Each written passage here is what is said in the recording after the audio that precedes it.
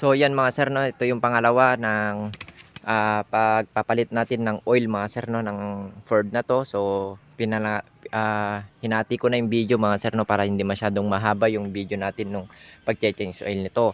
So ito mga sir, isang araw lang din ginawa, kasama na yung engine oil. So makikita nyo yan sa unang video ko mga sir, no. Hinati na natin yan para hindi ganong mahaba mga sir, no, yung ating gagawin. So ito mga sir, yung kanyang ATF mga sir, no, itong gauge na to. So dyan rin tayo magkakarga ng ating panibagong ATF mga sir, no, ng kanyang matic transmission. Ayan, so punta tayo sa silong mga sir, no, dahil nandun yung drain plug nya. So ito pala yung gagamitin natin mga sir, no, na pangkalas mga sir, no, doon. So kinustomize lang natin to para sa mga matic na ginagawa natin mga sir, no. So sa matic talaga tayo tumututok mga sir, no. So bihira lang rin tayo gumawa ng manual, pero kaya naman sa matic talaga tayo mga sir. Ayan, so punta tayo sa silong. So ayan mga sir, no, andito yung kanyang drain plug mga sir, no. So hirap sumilong, so hindi tayo nag jack mga sir dahil nga mataas na. So wait lang, tutok natin mga sir, no. So wait lang po, ayos lang natin yung cam. So ayan mga sir, no, ayan ang kanyang drain plug mga sir. Ito to wait, so to siya to mga sir, no, to yung nag-iisa na yan mga sir, no. So yan yung ating kakalagin mga sir para makapag drain na tayo ng ATF nya mga sir, no, para makapagpalit na rin tayo ng bago. So sa yan, makikita nyo yan mga sir sa kanyang passenger seat mga sir, no. Dito ang kanyang location. So ayan, dun sa dito ang kanyang location mga sir. Ayan, no. So yan yung ating kakalagin mga sir para matanggal na natin yung kanyang ATF. So ihanda na natin yung ATF nya mga sir, no, para yung pagkakarga ng ATF nya mga sir, no, para makalas na natin to. Baka kasi kalasin pa ng iba mga sir, no. So tara na.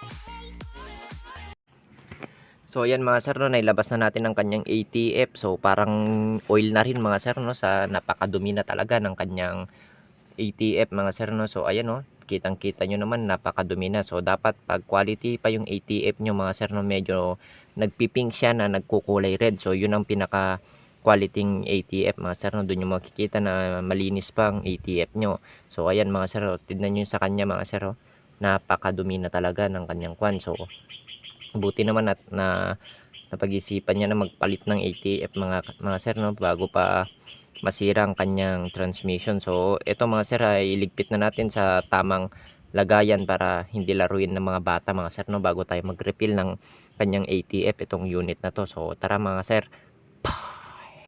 So yan mga sir, no, dahil natanggal na natin yung kanyang ATF, so magkakarga naman tayo ngayon mga sir ng panibagong ATF. So ito yung ating gagamitin mga sir, no. So medyo may kamahalan lang din to, pero quality mga sir, no. Yan yung madalas natin ginagamit sa ating transmission mga sir, no. So pwede nyong basahin yung manual ng sasakyan nyo.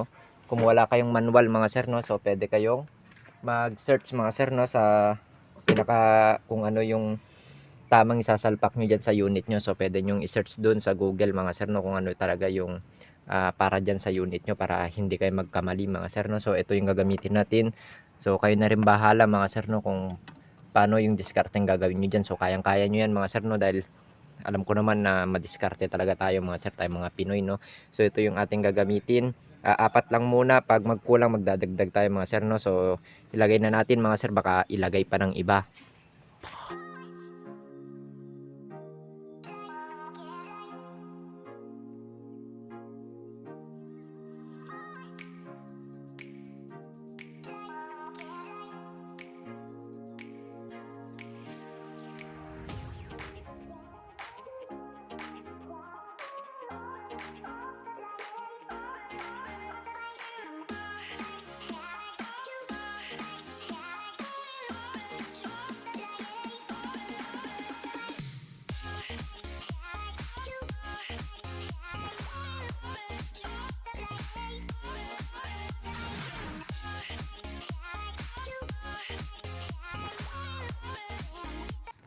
So ayan mga sir, no, tapos na tayo nagkarga ng ATF. So check na natin mga sir, no, yung kanyang gauge. So kailangan natin ng basahan.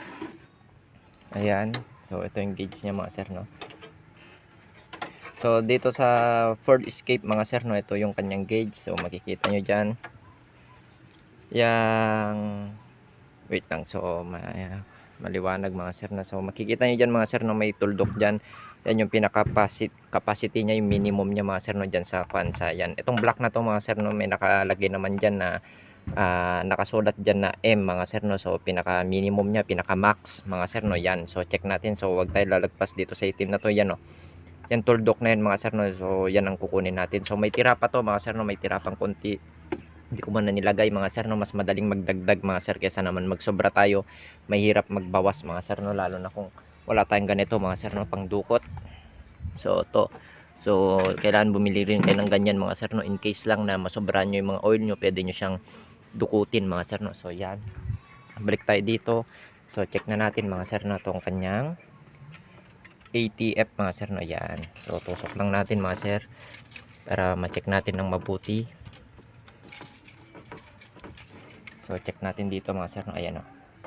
So kung nakikita nyo mga sir andyan, so luwagpas na siya dyan sa may tuldok mga sir, no. So okay lang yan, hindi pa bumababa yung ATF natin mga sir, no. So mamaya tayo kunti mag-check mga sir, no, pag nakababa na siya dyan sa kanyang pinaka housing mga sir, no. To yung tinuturo ng ating gauge. So check natin mamaya ulit mga sir, no. So yan. So yan yung sinasabi ko sir, na mas okay na magtira tayo ng kunti mga sir, no, para in case na kulang, madali lang magdagdag kaysa naman yung sobra mga sir, no. So mahirap tayo magdukot. So pag nagkarga kayo ng ATF mga sir, pag nakuha nyo na yung saktong max niya mga sir, no, so magbabawas pa yan pag ganyan. So pag nakuha nyo na yung saktong max niya mga sir, pandarin nyo yung unit nyo, ilagay nyo sa reverse, ilagay nyo sa drive. So ganun lang mga sir, no, lagay nyo ulit sa reverse, lagay nyo sa drive, tapos check nyo ulit mga sir, no, yung sakyan nyo kung kulang pa ba o sakto na mga sir, no. Pag medyo bumaba naman ng kunti sa pinaka max niya mga sir, okay lang yun. So wag lang yung kalahati mga sir, no, pangit yun. So kunti lang, kahit kunti lang mga sir, no, mas okay yung kulang kaysa yung sobra mga sir, mas okay yung ganun. Kasi pag sobra yung ATF natin mga sir, maghahanap siya ng paglilikan niya mga sir, no. Doon na nagsisimula yung leaking ng ating transmission mga sir, no. Mas okay talaga yung medyo kulang kunti mga sir, no. Yun ang pinaka the best dyan pag nag ATF tayo. Ganun rin naman sa transmission mga sir, no. So ganun lang kasimple mga sir, dahil alam nyo na yung pagpalit ng ATF mga sir, no. So lalo na kung ganito yung unit nyo, so pwede nyo yung i-DIY mga sir, no, para makatipid kayo sa labor na babayadan nyo. So yung pang labor nyo, bilhin nyo na lang ng isang ATF nyo mga sir, no. So ganun lang naman kasimple, napakadali lang mga sir, no. So maraming salamat, Jonald Garage.